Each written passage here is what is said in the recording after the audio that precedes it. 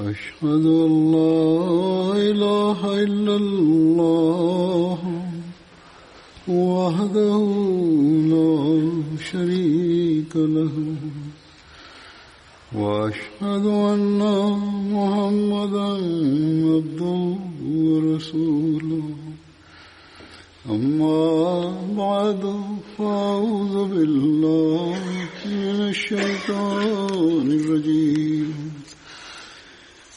بسم الله الرحمن الرحيم الحمد لله رب العالمين الرحمن الرحيم مالك يوم الدين إياك نعبد وإياك نستعين اهدنا الصراط المستقيم صراط الذين أنعمت عليهم غير المغضوب عليهم ولا الضالين. Geçen hutbemde Hazreti Sa'd bin Ubade'nin zikri yapıyordum. Onun hakkında biraz daha fazla beyan edeceğim. Hazreti Sa'd bin Ubade Beyt-i Akba Saniye zamanında 12 nakib tayin edilmişti. Onlardan bir tanesidir. Onun hakkında Sirat Hatemun Nebiyyi'nde Hz. Mirza Beşir Ahmet radıyallahu anh şöyle beyan etti. Hazreç kabilesinin bir ailesi Banu Saida'den idi bu ve bütün Hazret'in reisiydi kabilesinin.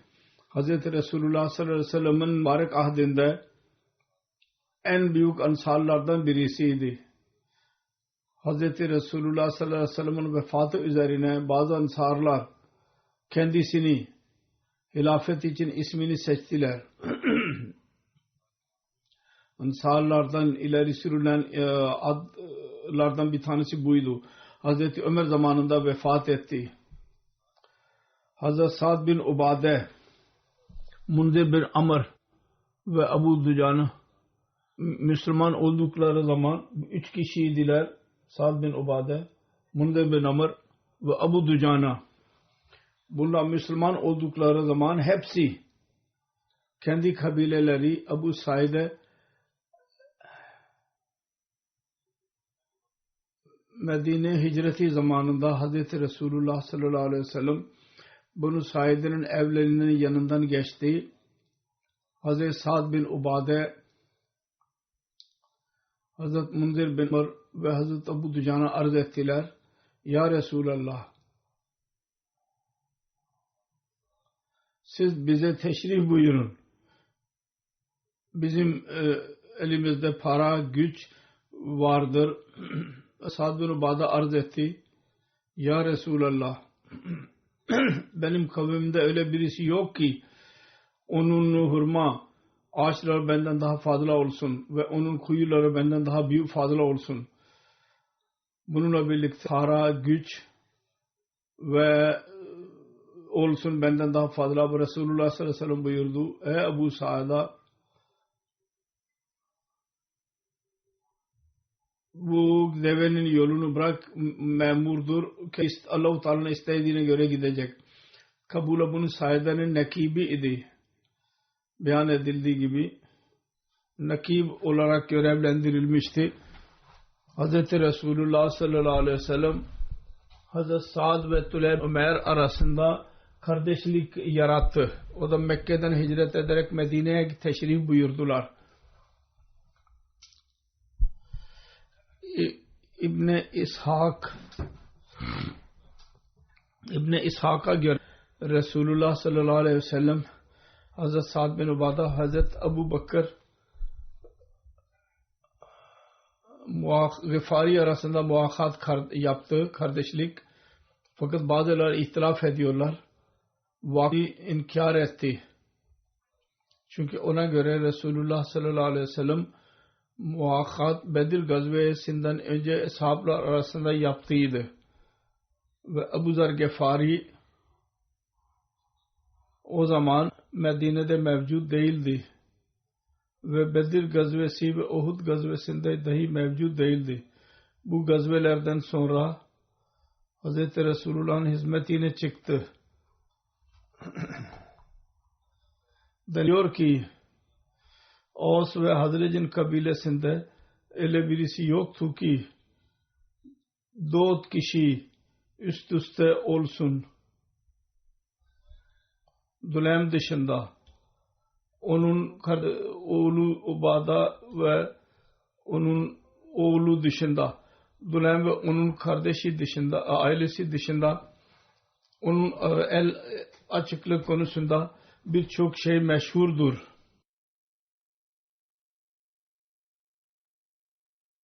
Resulullah sallallahu aleyhi ve sellem Medine teşrif buyurduğu zaman Sa'd Resulullah sallallahu aleyhi ve sellem'in her gün hizmetine bir piyale gönderiyordu. İçinde sarid olurdu. Sirke yahut sütten yapılmış sarid olurdu ve et olurdu. Et ve ekmek. Resulullah sallallahu aleyhi ve sellem ile birlikte azvac-ı mutahharatların evine dahi dolaşırdı. Bu yemek idi. Bazı rivayetler öyle de vardır. Resulullah sallallahu aleyhi ve sellem'in yine öyle günler dahi olurdu ki olabilir belki de gönderiyor olabilir her gün yahut başlangıçta gönderiyor olabilir. Bu da olabilir. Ve Resulullah sallallahu aleyhi ve sellem bunun el açıklığı yüzünden bazen onu fakirler arasına dağıtmış olabiliyor. Kendi evine evinde bir şey baki kalmıyordu. Her neyse bir rivayet daha var. Hazreti Zeyd bin Sabit beyan eder. Resulullah sallallahu aleyhi ve sellem Hazreti Ebu Eyyub Ensari'nin evinde ikamet ettiği zaman bir hediye gelmedi kendisine. İlk hediye ben kendisine götürdüm. Bir piyaleydi. Sarid vardı. Ve et vardı ve süt vardı. Ben onu Resulullah'a arz ettim ki Ya Resulallah bu benim annem size göndermiştir. Resulullah buyurdu Allah-u Teala buna bereket versin. Resulullah ashablarını çağırdı. Onlar dahi ondan yediler. Ben de diyor ki daha kapıya geldiydim. Sa'd bin Ubada dahi bir piyale ile birlikte geldi. Onun kölesi taşıyordu. Büyük idi. Ben Hazreti Ebu Eyyub'un kapısında durdum.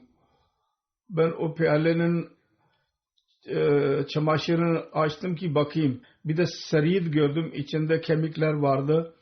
Köle onu huzura sundu. Resulullah sallallahu aleyhi ve sellem Hazreti Zeyd diyor ki biz Banu Malik bin Necar'ın evlerinde kalıyorduk.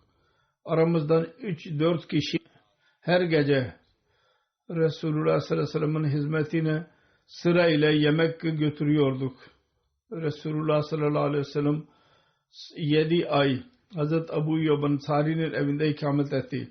O günlerde Hazreti Sa'd bin Ubade ve Hazreti Asad bin Zurara'nın piyalesi her gün kendisine geliyordu ve aksatmıyordu. Burada açıklanıyor diyor. İlk olarak her gün geliyordu. 7 aya kadar ondan sonra da bir geliyor olabilir. Fakat daha sonra belki de aksıyor olabilir. Buna göre Hazreti Ümmü Eyyub'dan sorulduğu zaman Resulullah sallallahu aleyhi ve sellem sizin evine ikamet etti. Siz söyleyin. Resulullah sallallahu aleyhi ve sellem'in en sevdiği yemek hangisiydi? O arz etti. Ben görmedim ki belli bir yemeği sevsin. Kendisi için hazırlanmış olsun. Biz asla görmedik ki kendisine yemek sunulmuş olsun ve kendisi içinde ayıp bulmuş olsun. Hazreti Eyyub bana dedi diyor. Bir gece Sa'd bin Ubade radıyallahu anh Resulullah sallallahu aleyhi ve sellem huzuruna bir piyale gönderdi. İçinde çorba vardı. Çorba. Resulullah onu içti. Ve bunun da doya doya içtiğini ben daha önce görmemiştim. Sonra biz dahi Resulullah sallallahu aleyhi ve sellem için biz onu hazırlardık. Yemek geliyordu ki Resulullah demiyordu bunu getirin ve bunu götürün. Fakat bu yemek hoşuna gitti ve zevk ile onu yedi yahut içti ve ondan sonra ashablar öğrendiler ki Resulullah sallallahu aleyhi ve sellem bunu seviyorlar. Ona göre tabii ki yemek getiriyorlardı. Diyor ki biz kendisi için haris meşhur yemektir. Buğday ve etten hazırlanır. Biz yapardık. Resulullah onu seviyordu ve geceleyin Resulullah sallallahu aleyhi ve sellem ile birlikte 16'ya kadar kişi olurdu. Yemeğin azlığı, kıtlığı yahut fazlalığına bağlıdır bu. Resulullah sallallahu aleyhi ve sellem Hazreti Ebu Eyyub Ensari'nin evinde ikamet et günlerde Hazreti Mirza Beşir Ahmed radıyallahu anh da yazmıştır. O evde Resulullah 7 ay İbn-i Sak'a göre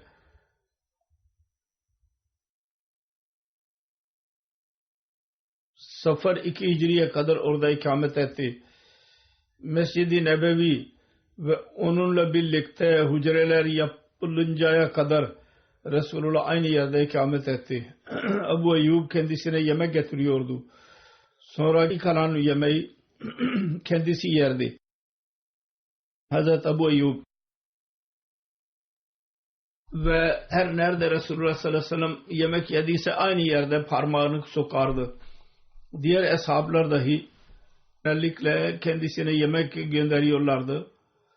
Onlardan Sa'd bin Ubade Hazret kabilenin reisinin ismi tarihte ezel olarak zikredilmiştir. Hazret Enes'ten rivayet edilmiştir. Hazreti Sa'd bin Ubade Resulullah sallallahu aleyhi ve sellem'e arz etti. Ya Resulallah, siz bizim evimize teşrif buyurun. Resulullah sallallahu aleyhi ve sellem Sa'd'ın ile birlikte onun evine teşrif buyurdu. Hazreti Sa'd hurma ve sonra süt getirdi. Resulullah ondan içti. Kays bin Sa'd beyan eder.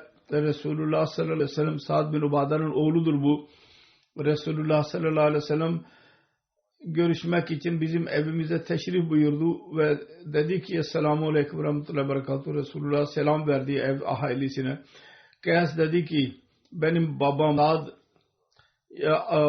az sesle cevap verdi. Ben sordum diyor babama. Resulullah sallallahu aleyhi ve sellem'in eve girmesine demeyecek misin? Sa'd cevap verdi.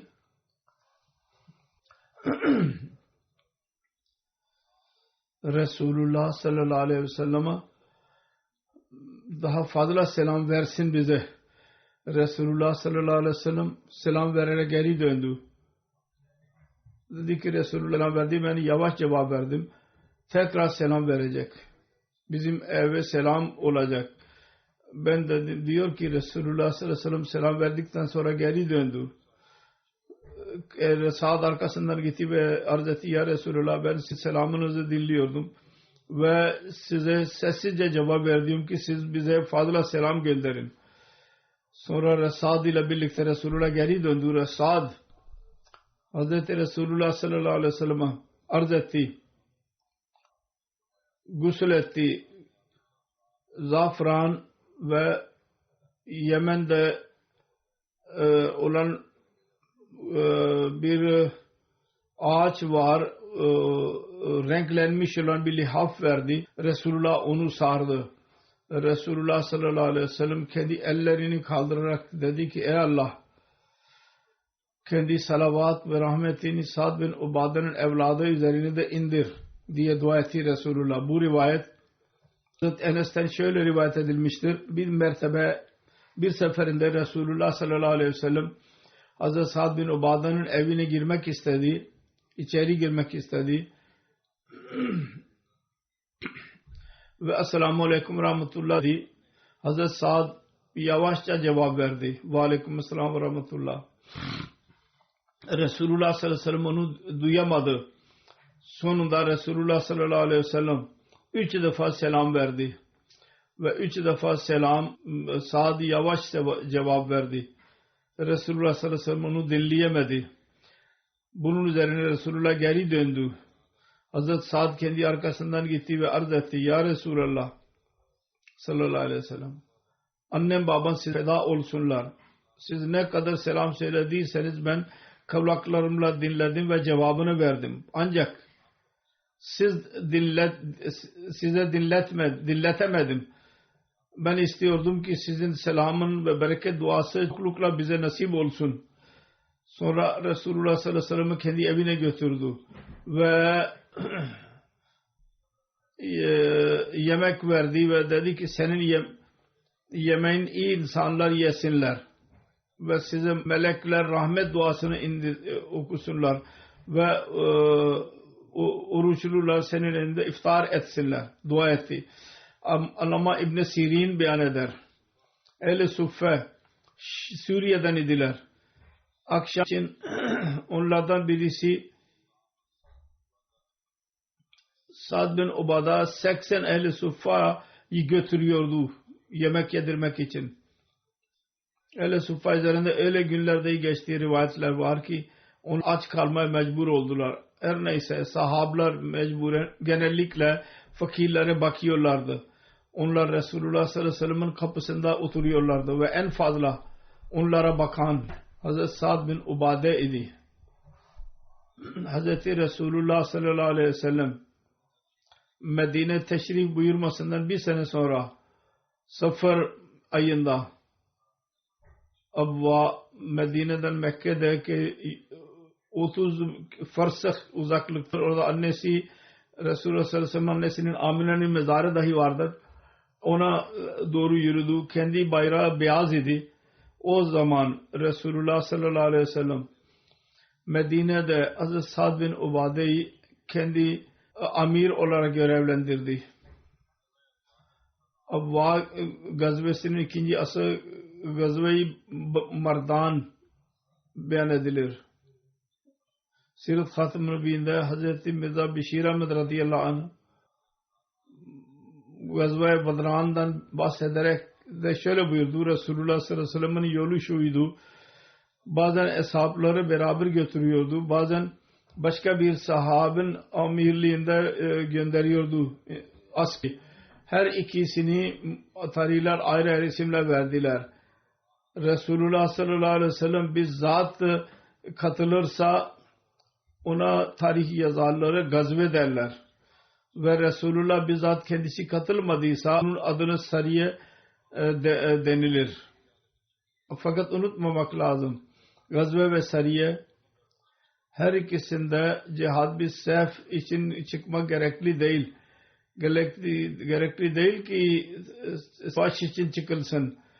Resulullah sallallahu aleyhi ve sellem savaş için katılmış olsun, gazve denilir ister.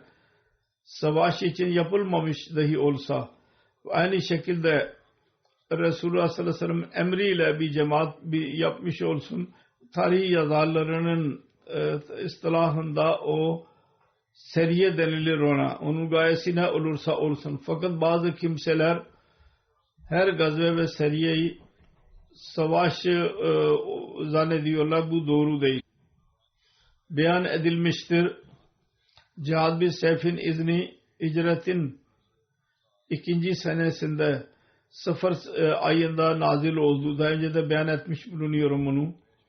Kureyş'in tehlikeli işlemleri mukabil Müslümanları korumak için gerekliydi işlem. Onun için Resulullah sallallahu aleyhi ve sellem bu ayda muhacirlerin bir cemaatini alarak Resulullah Allahu Teala'nın ismini alarak çıktı. Medine'nin çıkmasından önce kendisini arkasında Medine'de Sa'd bin Ubade'yi Hazret reisini amir olarak görevlendirdi ve Medine'den Mekke yolu üzerine yürüdü ve sonunda Mardan yere vardı. Orada daha önce de beyan edilmiş bulunuyor. O bölgede kabile Zumra'nın insanları orada yaşıyorlardı. Bu kabile Benu Kenana'nın bir dalı idi. Ve böylece bunlar Kureyş'in amca oğullarıyla buraya gelince Resulullah sallallahu aleyhi ve sellem Kabubullah Zumra'nın reisiyle birlikte konuştu ve isteyerek bir anlaşma yapıldı. Şartları şuydu: Banu Zumra Müslümanlara dostane ilişki kuracak ve Müslümanlar aleyhinde düşmana yardım etmeyecekler. Ve Resulullah sallallahu aleyhi ve sellem Müslümanların yardımı için onları Banu Zumra'yı Müslümanların yardımı için çağırırsa hemen gelecekler. Diğer taraftan kendisi Müslümanlar tarafından söz verdi. Müslümanlar kabile Banu Zumra ile birlikte dostane davranışta bulunacaklar ve ihtiyaç anında onlara yardım edecekler. Bu anlaşma yapıldı ve her ikisi imza attı ve 15 gün eksikliğinden sonra Resulullah sallallahu aleyhi ve sellem geri Medine'ye teşrif buyurdu. Gazve-i Vardana'nın bir ismi Gazve-i Abba'dır. Çünkü Vardana'nın yanında Abba yeri vardır. Ve bu yerdir ki orada Resulullah sallallahu aleyhi ve sellem'in annesi vefat ettiydi. Muharrir tarih yazarları yazıyorlar. Resulullah sallallahu aleyhi ve sellem bu gazvede Banu Zumra ile birlikte Mekke Kureyş'ini de düşünüyordu. Bunun anlamı budur ki ikisinin bu işlemi Kureyş'in tehlikeli işlemlere karşı idi. Onda tehlikeli onlara mani olmak istiyordu. Kureyş'in yaratabileceği Müslümanlar aleyhinde Arap kabilelerinde propaganda yapıyorlardı. Müslümanlar aleyhinde kabilelere giderek ve bundan dolayı Müslümanların durumu o günlerde çok nazik idi. Hazret Sa'd bin Ubade Bedir gazvesine katılması konusunda iki düşünce vardır. Vakidi ve İbn-i Kalbi'ye göre bu Bedir gazvesine katıldı. İbn-i İshak ve İbn-i Ukba İbn-i Sa'd'a göre Bedir gazvesine katılmadı. Her neyse bunun bir izahatı Tabakatul Kubra'nın bir rivayete göre şöyledir. Hazret Sa'd bin Ubade Bedir gazvesine katılmadı. Çıkmak istiyordu ve Ansar'ın evlerine giderek onları çıkmak için hazırlıyordu ki çıkmadan önce köpek ısırdı kendisini. Onun için Bedir gazvesine katılamadı. Resulullah sallallahu aleyhi ve sellem buyurdu. Katılamadı fakat istiyordu. Resulullah sallallahu aleyhi ve sellem Hazreti Sa'd'ı Bedir gazvesinin ganimet malından payı verdi. Hazreti Sa'd bin Ubade Uhud, Handek ve bütün gazvelerde Resulullah sallallahu aleyhi ve sellem ile birlikte katıldı. Bir rivayet şöyledir. Ansar'ın bayrağı Bedir günü Hazreti Sa'd bin Ubade'nin elindeydi. El-Mustadrak'te bu rivayet vardır. Bedir gazvesine çıkmak için Subad bin Ubade bir kılıç Resulullah sallallahu aleyhi ve sellem'e verdi hediye olarak ve Resulullah sallallahu aleyhi ve sellem Bedir gazvesinde o kılıç ile katıldı savaşa. Resulullah sallallahu aleyhi ve sellem'in hizmetine bir eşek dahi Sa'd bin Ubade hediye olarak verdi. Resulullah sallallahu aleyhi ve sellem'in yanında 7 zırhı vardı. Bir ismi Zatul Fuzul idi. Uzun oluşundan dolayı bu isim kendisine verildi. Bu zırhı Hazreti Sa'd bin Ubade Resulullah sallallahu aleyhi ve sellem'e hizmetine gönderdi. Ne zaman ki Resulullah sallallahu aleyhi ve sellem Bedir'e çıkmış idi ve bu zırha demirden idi ve bu zırhı Resulullah sallallahu aleyhi ve sellem Abu Şam Yahudi'nin elinde arpa yerine rehin bıraktı. 30 kiloydu ve bir sene için alınmıştı bu. Hazreti İbni Abbas'tan rivayet edilmiştir. Resulullah sallallahu aleyhi ve sellem'in bayrağı Hazreti Ali'nin elinde olurdu ve Ensar'ın bayrağı Hazreti Sa'd bin Ubada'nın elinde olurdu.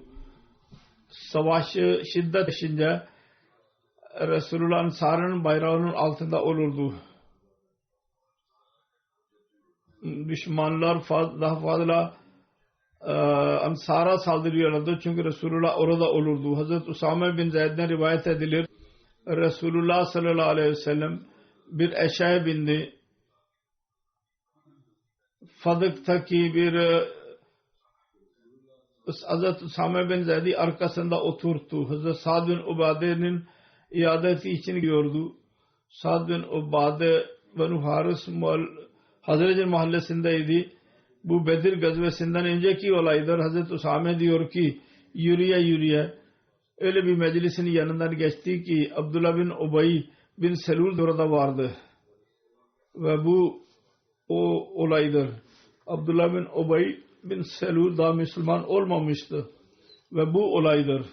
Abdullah bin Ubay bin Selul Hazreti Resulullah sallallahu aleyhi ve sellem'e terbiyesizlik yaptıydı. Her neyse Resulullah binek üzerinde gidiyordu. Toprağa kalktı. O meclise oturuyorlardı kenarda yolda. Abdullah bin Ubay bin Selul kendi burnunu dildi ve dedi ki bize duman kaldırma. Resulullah sallallahu aleyhi ve sellem onlara selamun aleyküm dedi ve durdu. Resulullah sallallahu aleyhi ve sellem bineğini orada durdurdu ve selamun aleyküm dedi ve eşekten indi. Onları Allah-u Teala'ya çağırdı ve Kur'an okudu onlara. Abdullah bin Ubay bin Selul dedi ki ey mard senin söylediğin söz dışında başka bir iyi bir şey yok mu? Eğer bu iyiyse bizim meclisimize gelerek bize eziyet verme, bizim meclisimize gelme. Daha önce de beyan etmiş bulunuyor. Kendi evine geri dön. Sonra kim sana gelirse ona beyan et. Hazreti Abdullah bin Ravaha oradaydı. Müslüman olmuştu. Bunu dinleyerek dedi ki hayır ya Resulallah. Bizim bu meclislere gerek siz bunları bize okuyun. Biz onu seviyoruz. Bunun üzerine Müslümanlar ve müşrikler birbirine küfür etmeye başladılar. Birbirine saldırmak üzereydiler. Fakat Resulullah sallallahu aleyhi ve sellem onların coşkusunu ve durdular ve Resulullah tekrar bineğine bindi ve çıktı oradan. Sa'd bin Ubada'nın evine geldi. Resulullah sallallahu aleyhi ve sellem ona dedi ki Sa'd sen dinledin mi? Ebu Hubab ne dedi? Murad Abdullah bin Ubay bin Selul idi. Hazreti Sa'd dedi ki o bana şöyle şöyle buyurdu dedi. Hazreti Sa'd Resulullah böyle dedi. Hazreti Sa'd bin Ubade dedi ki ya Resulullah onu affedin ve ondan yüz çevirin. Allah adına yemin ediyorum. Size kitap indiren Allah'ın adına yemin ediyorum. Allah hak buraya getirmiştir. Onu sizin üzerinize indirmiştir. Bu insanlara karar verdiler. Abdullah bin Ubay bin Selul'u lider seçecekler ve onun başına bir sarık koyacaklar. Allah Teala o hak yüzünden size verdiği için onu kabul etmedi. Şimdi o haset ateşi içinde yanıyor. Onun için sizin gördüğünüzü yaptı. Lider olmak üzereydi ve sizin gelmenizle birlikte onun liderliği yok oldu. Onun için size karşı ateş içindedir ve dedi ki bunu dinleyerek Resulullah sallallahu aleyhi ve sellem affetti ve Resulullah sallallahu aleyhi ve sellem ve onun ashabları müşrikler ve ehl-i kitap ahalisiyle bile Allah-u Teala'nın emir verdiği gibi onlardan affediyordu. Onların eziyet vermeleri üzerine sabrediyordu. Allah-u Teala buyurmuştur. لَتُبْلَوُنَّ فِي fi amwalikum ve anfusikum ve la tasma'unna minellezina utul kitaba min qablikum ve minellezina aşraku azan kasira ve minellezina aşraku azan kasira ve in tasbiru ve tattaku fe inne zalike min azmil umur. Siz mallarınız ve canlarınız konusunda mutlaka deneneceksiniz ve sizden önce kitap verilenlerden ve müşriklerden çok eziyet göreceksiniz. Eğer sabrederseniz ve takvayı benimserseniz bu sizin için büyük bir iş olacak. Himmetli bir iş bu.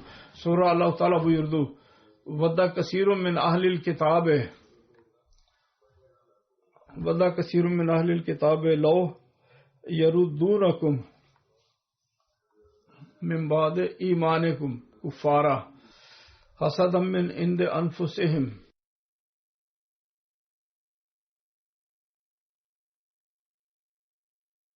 مِنْ بَعْدِ مَا تَبَيَّنَ لَهُمُ الْحَقُّ فَاعْفُوا وَاصْفَحُوا حَتَّى يَأْتِيَ اللَّهُ بِأَمْرِهِ إِنَّ اللَّهَ عَلَى كُلِّ شَيْءٍ قَدِيرٌ.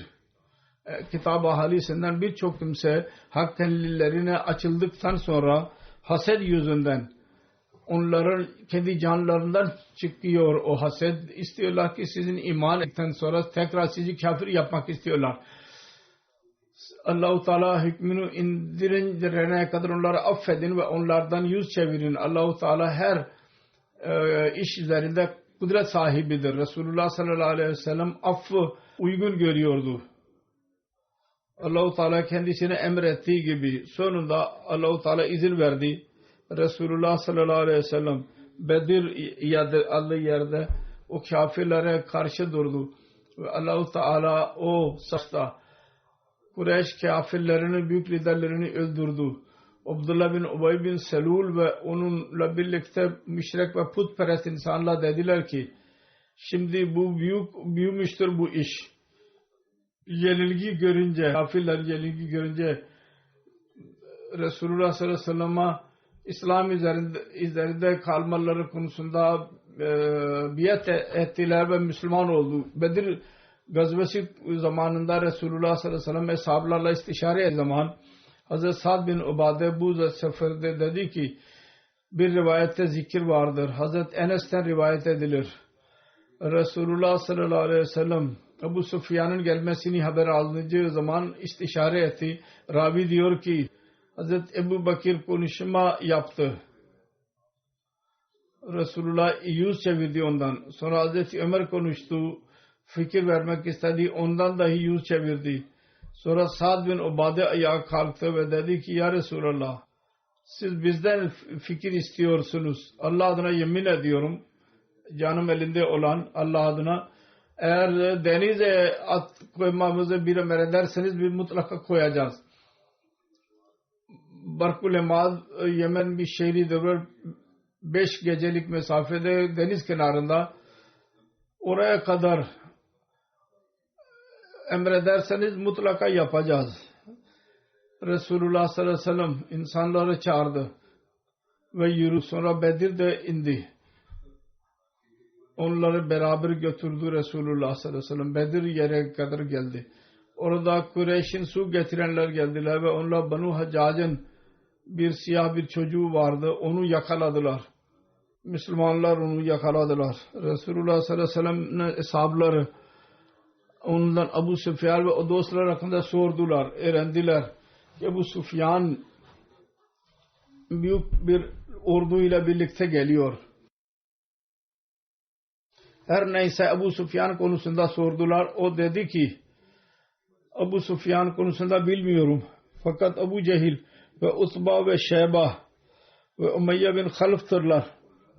Bunlar vardır burada. Ebu Cehil vardır, Utba, Şeyba dahi vardır, Umayye bin Half dahi vardır. Bunu deyince onu dövdüler. O dediler ki ben size söyleyeyim. Bu Ebu Süfyan'dır. Ebu Süfyan dahi oradadır. Onu bıraktılar.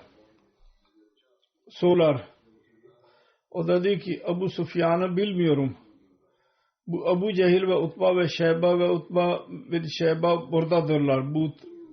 Orada ordu vardır Bedir yanında. Orada bunlar vardır. Abu Sufyan yoktur. Öyle deyince tekrar onu dövdüler. Resulullah sallallahu aleyhi ve sellem o zaman namaz kılıyordu. Bunu görünce selam verdi ve dedi ki Allah adına yemin ediyorum benim canım elinde olan o size bunu söylüyorsa siz onu dövüyorsunuz. Yalan söylediği zaman onu bırakıyorsunuz. Ravi diyor ki Resulullah sallallahu aleyhi ve sellem dedi ki bu çocuk doğru söylüyor. Bu filanın düşme yeridir. Düşmanların ismini söyledi. Bu Bedir meydanıdır. Burada filan düşecek. Ravi diyor ki kendi elini koyuyordu. Şurada. Ravi diyor ki hiçbirisi o kendi evinden başka bir yere düşmedi ve orada düştüler ve öldüler. Resulullah sallallahu aleyhi ve sellem'in elini koydu zaman işaret ettiği yerde öldüler.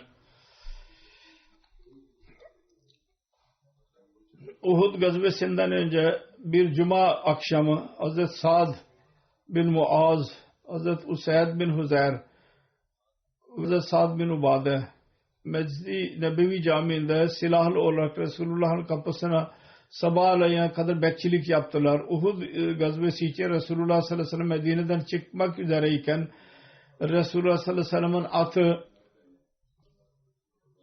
atına bindi ve mızrak aldı eline. Her ikisi Sa'd bin Muaz ve Sa'd bin Ubada kendisinin önünde koştular. Her ikisi sahab zırhıyla idiler ve diğer insanlar Resulullah sallallahu aleyhi ve sellem'in sağında ve solunda idiler. Hz. Mirza Beşir Ahmed radıyallahu anh Uhud gazvesinin durumunu beyan ederek yazmıştır. Resulullah sallallahu aleyhi ve sellem büyük eshabların cemaatiyle birlikte ikindi namazından sonra çıktı. Sa'd bin Ubade ve Sa'd bin Muaz kendi evinin önünde koşuyorlardı yavaş yavaş ve diğer eshablar sağ solunda ve arkasında yürüyorlardı. Uhud gazvesi zamanında eshablar Resulullah sallallahu aleyhi ve sellem'in kaldılar. Onlarda Sa'd bin Ubade dahi onlardan birisiydi. Resulullah sallallahu aleyhi ve sellem Uhud gazvesinden Medine'ye geri döndüğü zaman ve kendi atından indiği zaman Sa'd bin Muaz Sa'd bin Ubade'ye yaslanarak evine geri döndü. Eve girdi. Yaralıydı. Cabir bin Abdullah beyan eder. Hamraul Asad gazvesinde bizim azık hurmalar idi. 3 Şevval Hicri'de Kureyş insanları Raha adlı yerde durdular. Medine'den 36 kilometre mesafededir. Orada düşündüler Kureyş Müslümanlara çok zarar verdik. Buna gerek birdenbire saldırmak lazım bunlara. Ve Müslümanlar karşı koyamayacaklar. Çok onlar zarar gördüler. Orada Resulullah sallallahu aleyhi ve sellem Kureyş'in arkasından çıktı. Ve Emrul Asad adlı yere kadar geldi.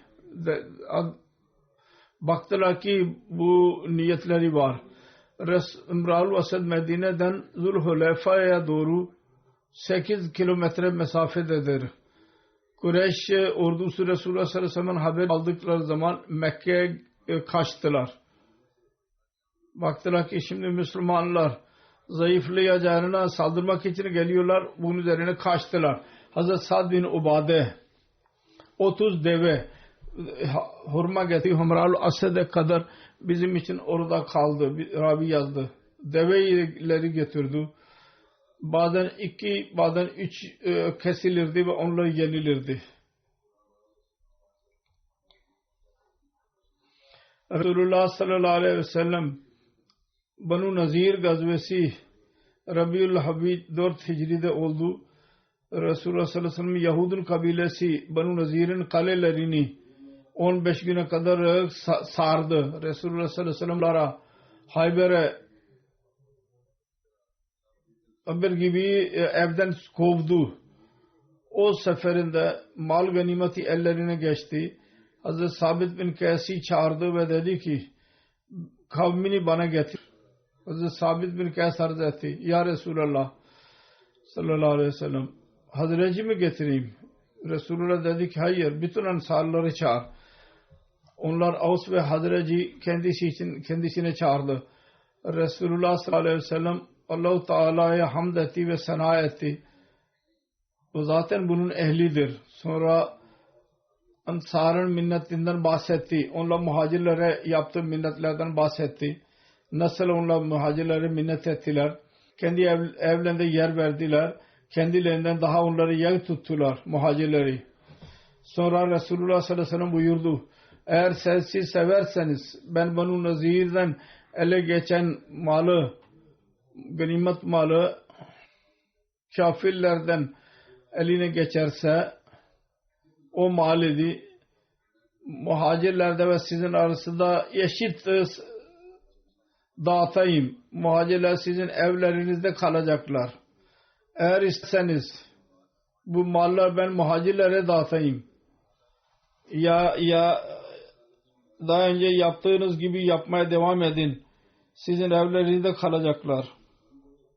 Muakat devam edecek. Eğer isterseniz ben muhacirlere arasında dağıtayım. Onun neticesinde Allah sizin evlerinizden çıkacaklar. Mal onların eline geçecek. Ancak onlar sizin evlerinizden çıkacaklar. Hakları kalmayacak. Daha önce verilmiş olan. Üzerine Sa'd bin Ubade radıyallahu anhu, Sa'd bin Muaz her ikisi arz ettiler. Ya Resulallah sallallahu aleyhi ve sellem, sizin mallarınızı muhacirlere dağıtın. Onlar bizim evde kalacaklar da eskisi gibi. Bizim ihtiyacımız yok. Siz bütün bu malı onlara dağıtın. Biz almayacağız. Fakat onların hakkı, muhacirlerin kardeşliği beyan edilmiştir. Bizim evde kalma hakları vardır. Onu da devam edecek. Ansar yüksek ses arz ettiler. Ya Resulallah, biz razıyız. Biz kabul ediyoruz. Bunun üzerine Resulullah sallallahu aleyhi ve sellem buyurdu. Ey Allah, Ansar ve Ansar'ın oğullarına merhamet eyle, rahm eyle. Allah-u Teala Resulullah sallallahu aleyhi ve sellem'e fey malı verdiydi. Muhacirlerde dağıttı. Ve Ansarlardan 2 ashab dışında başkasına bir şey vermedi. O 2 ashab Ansar'dan idiler. Gerekli ihtiyaçları vardı. Hazret Sahal bin Hunayf ve Abu Dujana idiler. Hazret Sa'd bin Muaz ve Abu Hukayk'in kılıcını verdi. Hazret Sa'd'ın annesi Hazret Hamra bint Mesud sahabiyatlardan idi. Vefat etti. Ne zaman ki Resulullah sallallahu aleyhi ve sellem Gazve-i Dumatul Cengal'e gittiydi. Bu Rabiul Avvel 5 Hicri'de oldu bu gazve. Hazreti Sa'd o gazvede kendisiyle birlikteydi. Said bin Musayyib'den rivayet edilir. Hazret Sa'd bin Ubada'nın annesi vefat ettiği zaman Resulullah sallallahu aleyhi ve sellem Medine dışındaydı.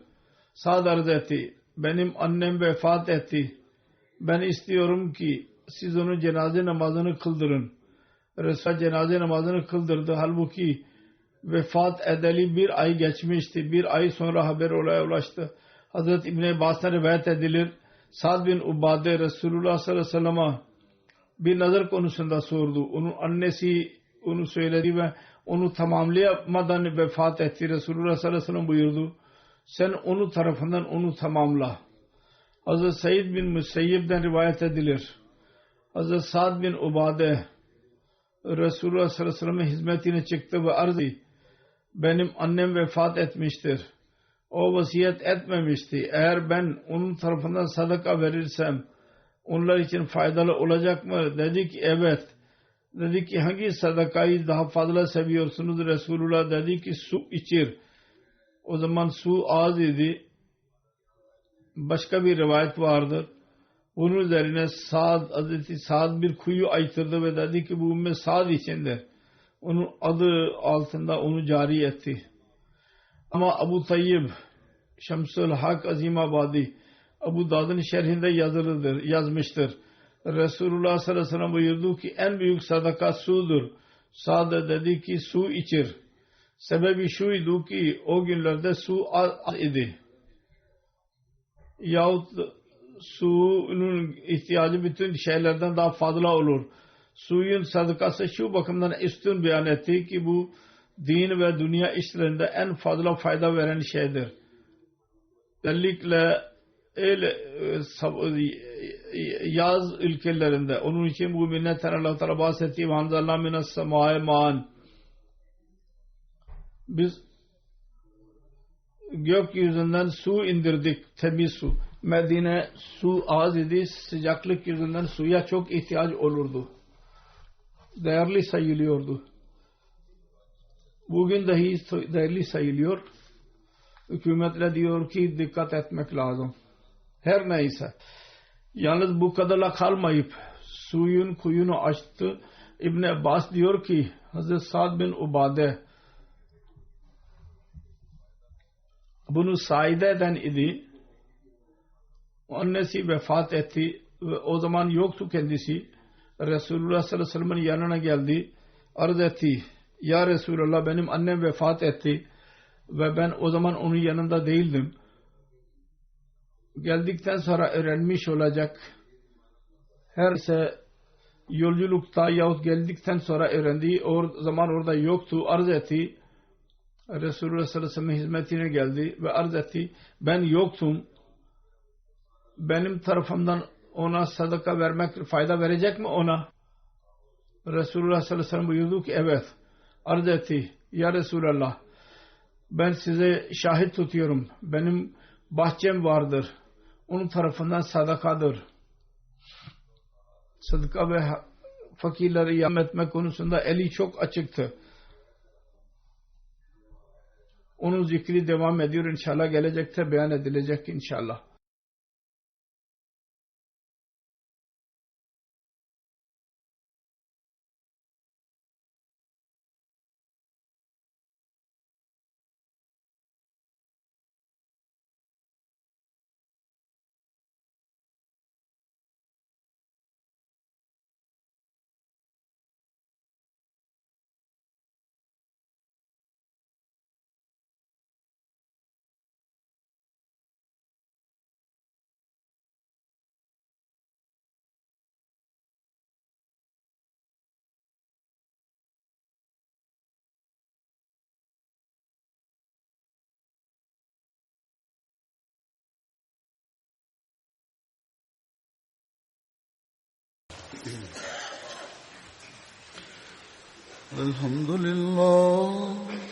الحمد لله نحمده ونستعينه ونستغفره ونؤمن به ونتوكل عليه ونعوذ بالله من شرور أنفسنا ومن سيئات أعمالنا من يهده الله فلا مضل له ومن يضلل فلا هادي له ونشهد أن لا إله إلا الله ونشهد أن محمدا عبده ورسوله عباد الله رحمكم الله إن الله يأمر بالعدل والإحسان